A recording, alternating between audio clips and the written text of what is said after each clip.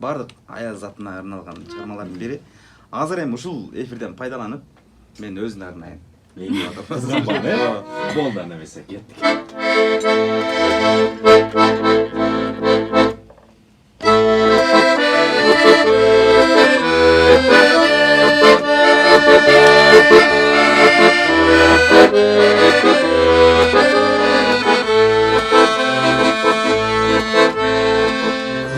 Bastar gördüğümde yayda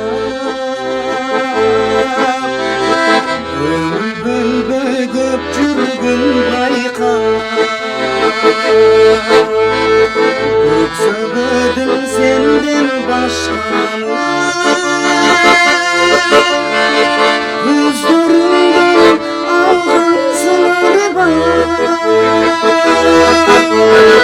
Ben özümden yalnız çıksam da İşemde uşak olsam da Canım canım canım kızlarımda Yaşam birge canım sana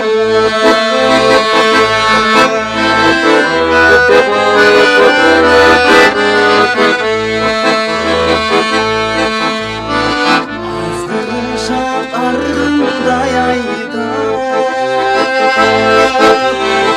Ağız kürgün mandaydan bayka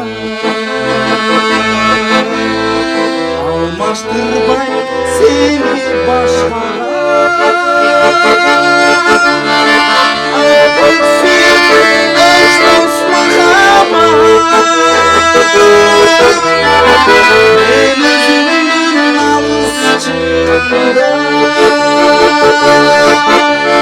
İşemde uşak olsam